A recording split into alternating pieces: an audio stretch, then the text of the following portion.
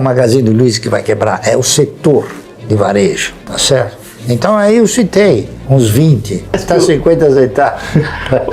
Quebrou, a Real quebrou, a Varig quebrou, o Brasil quebrou, a Cruzeiro quebrou, Cruzeiro do Sul quebrou, a VASP quebrou, a TAM quebrou, só que não deixaram ela quebrar, todas elas quebraram.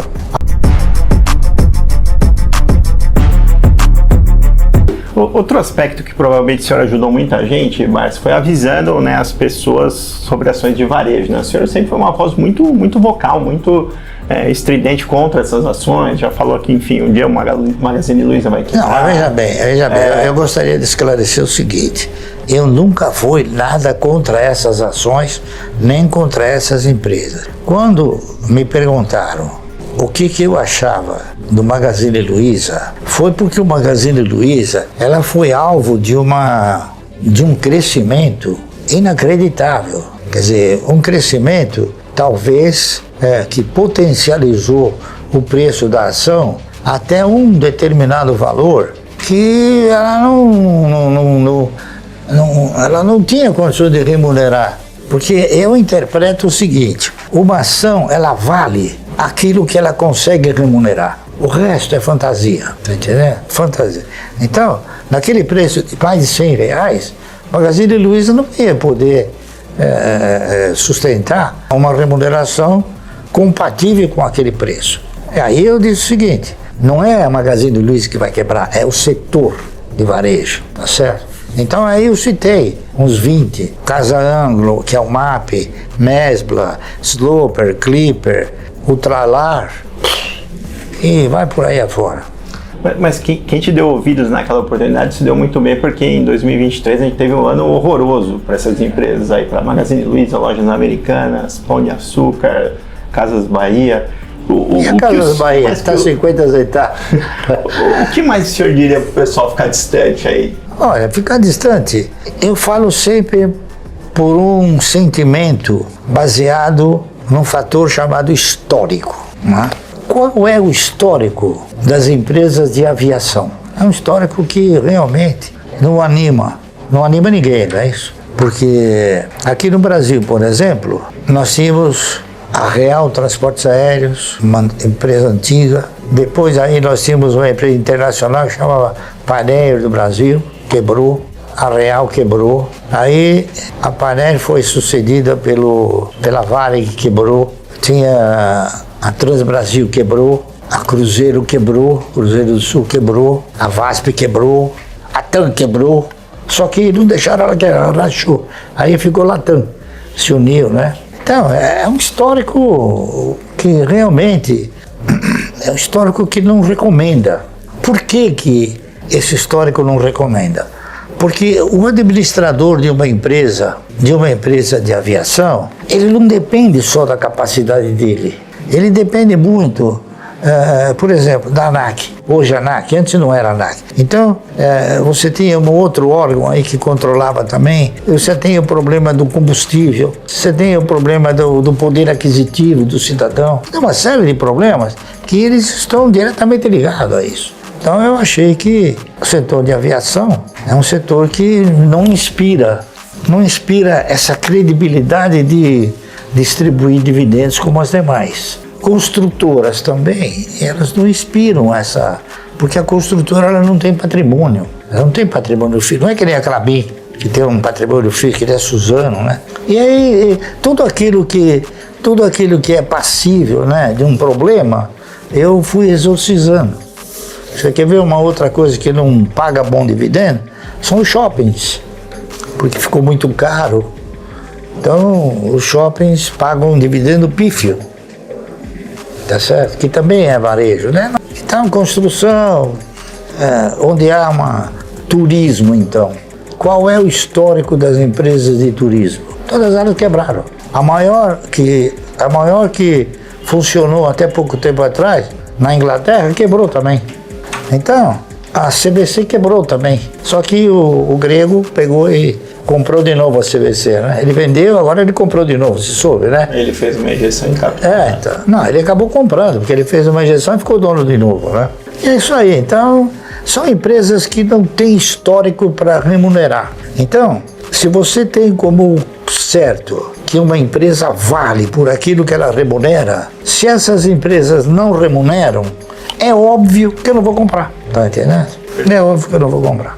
Ô Barsi, vamos imaginar aqui que a gente vai voltar 60 anos no tempo, você ainda é um cara com 20 anos de idade e você não tem dinheiro. O que é a primeira coisa que você faria para começar a construir patrimônio? O que eu fiz? Eu pensei assim, o que o cidadão precisa fazer para se aposentar? Ele precisa contribuir com a Previdência durante 30 anos, né? Olha, e se eu comprar 1.000 ações por mês durante 30 anos? Eu não sabia o que ia acontecer, mas eu tinha mais confiança em comprar as ações do que contribuir para o INSS, muito mais. Então, eu fiz um projeto propondo eu mesmo comprar 1.000 ações por mês durante 30 anos. E fiz um por um, primeiro ano, segundo ano, terceiro, até os 30 anos. Então, aquele projeto mostrou para mim uma coisa interessante, que no 8º ano, eu não precisava mais pôr dinheiro do bolso. O resultado, ele mantinha o prosseguimento do processo. O dividendo. O dividendo, o resultado, o dividendo. Então eu fiz um trabalho, primeiro sobre uma empresa que eu fiquei sabendo depois que ela não ia durar 30 anos, né? Apesar de ser um setor perene. Aí fiz sobre o segundo papel, que era a CESP, Centrais Elétricas de São Paulo. Fiz esse trabalho sem nenhuma pretensão, fiz para mim. É uma coisa que eu faço até hoje. Eu não mudei nada, eu continuo fazendo. Só que eu fazia com R$1, hoje eu faço com mais de R$1. Tá certo? Então, é isso aí. E para você não tem diferença nenhuma, você com 100 mil, 1 milhão, 1 bilhão, a filosofia e o procedimento é tudo igual, nada muda. Mas você sabe o que aconteceu? Aconteceu um negócio interessante. Eu acho que para você ser fiel, como eu sou, eu precisei ter alguns aprendizados. Então, por exemplo, eu quando era moço, eu queria ter uma Mercedes. Até que eu comprei a Mercedes. Quando eu comprei a Mercedes, eu falei, não, isso aqui não é... Ela te trazia tanta preocupação que acabou não sendo uma satisfação, mas um pesadelo. Ou e se quebrar, isso não sei o que lá. Porque eu morava num prédio. Eu morava num prédio aqui de frente ao Hospital Oswaldo Cruz, na rua João Julião. E os prédios antigos não tem sacada. A janela já... E tinha o filho de um médico. Nossa, que ele era um terror de menino. Ele devia ter uns 8, 9 anos. Ele fazia coisas do Arco da Velha. Riscava carro, quebrava vidro. Falei, pô, eu com a Mercedes, eu falei, esse cara vai acabar, né? Então a Mercedes passou a ser um pesadelo. Então depois, acho que menos de um mês eu vendi a Mercedes. O camarada, rapaz, ele fazia cada coisa. E o pai dele falava, eu não posso matar o garoto. Ele abria a janela de frente para a rua e urinava na rua. Um terror de menino, entendeu? Então eu peguei e acabei vendendo a Mercedes. E acabei me conscientizando. Então com isso eu fui educando o meu ego, fui administrando o meu ego e hoje eu domino o meu ego, tá entendendo? Então às vezes o cidadão fala, pô, Barsi, você devia ser que nem um rei. Eu falei, mas pra quê? Eu não me visto para te agradar, eu me visto para mim, tá entendendo? Então as pessoas querem que você seja como elas querem, não como você quer ser. Então eu sou uma pessoa simples, tá entendendo? E tudo o que eu faço dentro dessa diretriz. As pessoas, o ego é uma coisa que afunda a pessoa, eu acho, né? Então eu consegui ao longo do tempo ir administrando o ego e controlando o ego. Barsi, você sabe que da outra vez que a gente esteve aqui, a gente perguntou, Barsi, quanto que você gasta mais ou menos por mês consigo mesmo, né? Os seus próprios gastos? Você falou, mais ou menos uns 10 mil reais e tal. E a gente publicou aquilo, um monte de gente não acreditou. Ele falou, não, é mentira, é só com plano de saúde e condomínio ele deve gastar mais do que isso. Não, na época eu gastava isso mais ou menos uns 10, 12. Hoje eu gasto 20 e poucos mil. Uns 25 mil. Você consegue gastar 25 mil? É que com 3 filhos eu consigo, mas... Será? Consigo, é. Mas você ganha 25 mil? Só escolinha de criança já é pesado. É pesado. Bom, mas eu não tenho criança. Metade disso aí, só escolinha de criança já dá metade disso aí. Isso aí eu acredito até. Mas eu não tenho que... Sabe, o condomínio que eu pago é 4 mil reais. O IPVA, o IPTU, aliás, é mais uns 2 mil por mês. Eu como filé mignon, eu vou comer o quê? né? Eu como o que é bom, né? Almoço em casa, janto em casa. Não, almoçar não almoço, eu janto em casa. De vez em quando eu vou no restaurante. Mas no restaurante também você não gasta $1 milhão, né? Você gasta uma coisa normal. Então, eu acho que uns 25 pau eu gasto por mês. É isso aí. Ô, Márcio, uma vez você falou que... Mas é verdade isso aí, não é mentira, não. Ah, não, eu acredito. É verdade, porque veja bem, o que você gasta? Combustível, né? E eu estou gastando agora, porque há pouco tempo atrás eu vinha de metrô. Eu tive uma vez um cidadão, parceiro da Unipar, ele tinha um Porsche, né? Aí ele chegou para mim e falou, pô, Marcelo, você vem de metrô? Eu falei, eu venho. Por quê? Ora, de metrô? Eu falei, ó, deixa eu falar uma coisa pra você que acho que você não sabe. O metrô é o transporte mais rápido que tem, porque não tem farol, não tem nada, né? É limpo, é prático. E é mais importante, é de graça. E eu vim de metrô mais de 20 anos. Mas eu não sou um cara que gasto por impulso. Se você soubesse quantas vezes o cara tentaram me vender coisa por impulso, eu falava, olha, você acha que é um grande negócio? É. Eu vou estudar. Não, mas eu vou estudar. Eu não faço nada se não estudar, por impulso. Então eu estudava e falava, pô, isso é um péssimo negócio. Então muitas pessoas já me propuseram negócios, né? Ou você não quer ser meu sócio? Não, não quero. Pô, Márcio, mas eu tenho um bom negócio. É bom negócio? Me diga uma coisa, me dá mais de 100 mil por dia? Não, então não é um bom negócio para mim. Para você é, mas para mim não é. Entendeu? Então o ego fala mais alto. É isso aí. É o que eu posso falar para todo mundo. Tomara que todos sigam a trajetória que eu segui e possam futuramente falar o que eu estou falando agora. É o que eu gostaria que todos fizessem. O senhor costuma dizer assim que qualquer um pode alcançar os resultados que o senhor alcançou se seguir o mesmo caminho que o senhor seguiu. Mas por que ele não conseguiria? E por que tem tão poucos Barças no Brasil?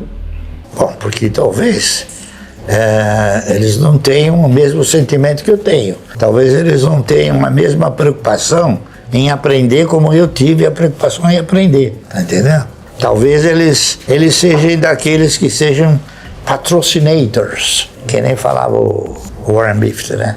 O que é um patrocinator? Ele pega $500 mil e deposita na conta da Porsche. Eu prefiro que esteja na minha conta, tá entendendo? Você não tem o Porsche, mas também ela não tem meus 500 mil.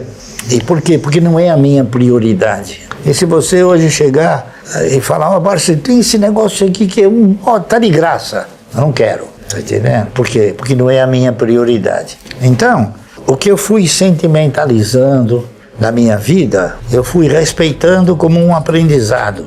E esse aprendizado eu pratico, respeito, tá certo? E vou vivendo a vida, assim. E com isso eu tô com 85 anos. O senhor uma vez falou assim que não se considerava rico porque o senhor ainda não conquistou tudo que o senhor queria. E rico é o cara que já conquistou tudo que quer. Não, é porque cada um de nós tem um conceito de riqueza. Por exemplo, então, qual é o seu conceito de riqueza?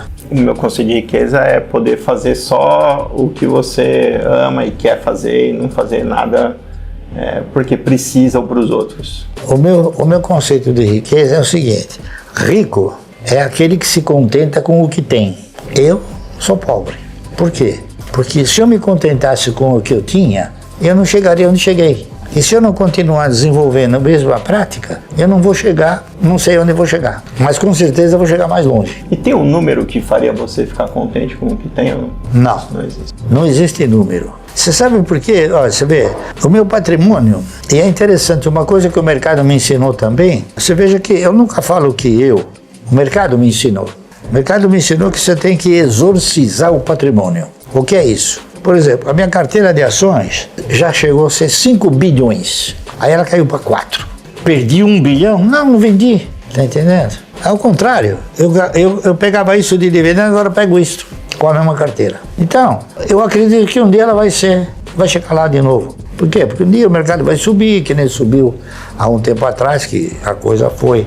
É um absurdo, né? Coisas... Entendeu? Então, às vezes eu vejo o camarada compra uma ação por R$1, ela vai a 90 centavos, o cara se puxa os cabelos, eu estou perdendo. Está perdendo o que? Mas o cara não vendeu. É um absurdo o cara falar que está perdendo, né?